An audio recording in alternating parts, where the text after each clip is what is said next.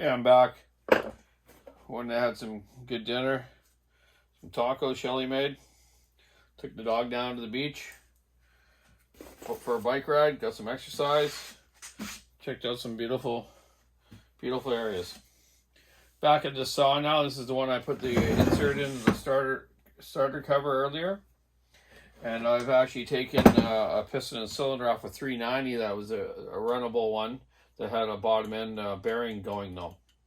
Top end was still good. Carburetor was tuned right. It's got some little bit of carbon in it, but whatever. I'm just putting this together. This is a 385 chassis. Then I'm putting the 390 stuff on. So I just put this piston and cylinder on there with a new gasket. Starter, checked it over, made sure it was all good. Clutch is good. Everything else is good on it. Dog bolts are good in the holes. So it's all good. So I'm just putting the carburetor on it now, and I just want to talk a little bit about the series of this saw here. So originally, we all know this was called the 385 before 390, and great saws. Very well balanced. They had good power. Didn't have a lot of problem with nuts and bolts rattling off. No crankcases cracking or nothing like that. We did have a few bearing issues on this side, on the PTO side, the Husqvarna type one that they made, which I never have liked, the ones that have the seals built into the bearings, okay? I wish they would have stayed with old 288 style ones that I showed you the video earlier on, or like 394 ones where you have a separate bearing with a separate seal in the case. It's a better engineered type thing, but they're working it out. You know, the smaller 500 series saws, we know there's problem with those, so I'm just saying.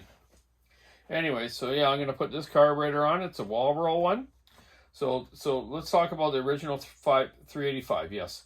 So, yeah, it worked very well. They had the non-rev limiter ignition on them when they first came out, the black one, and with a Tillotson type carburetor. The Tillotson carburetors that came out on the 385 and the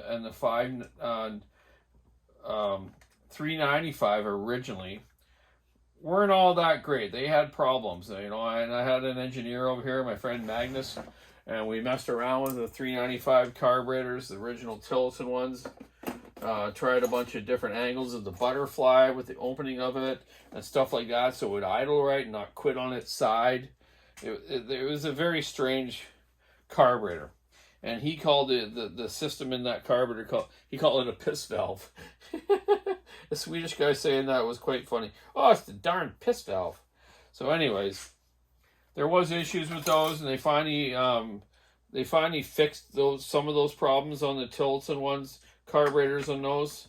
I forget what the numbers of them were. Someone's probably going to ask me, but I don't have a clue. I'm sure the service bulletin might be out there or something on 395s. But they did work fine after that.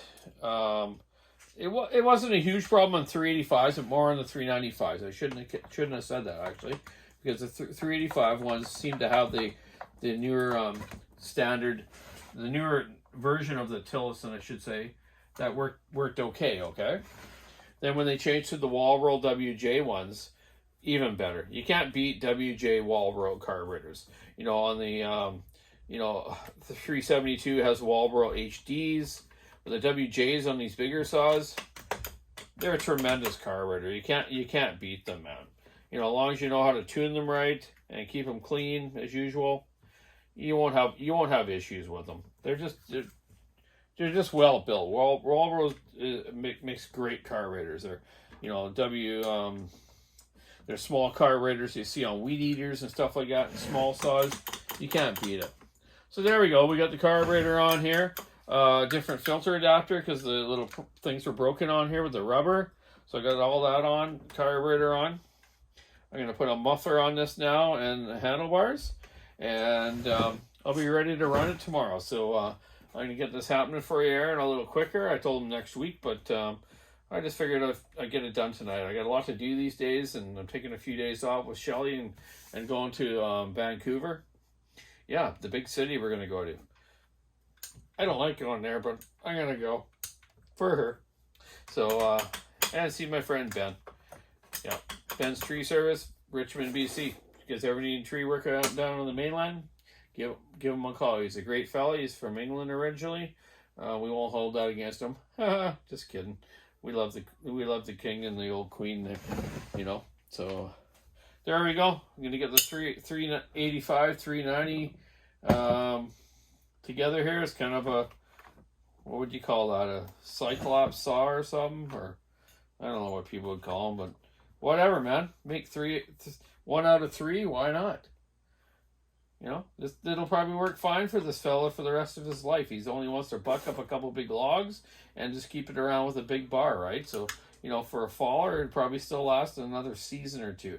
But so with a fella like this, it'll be just fine for you.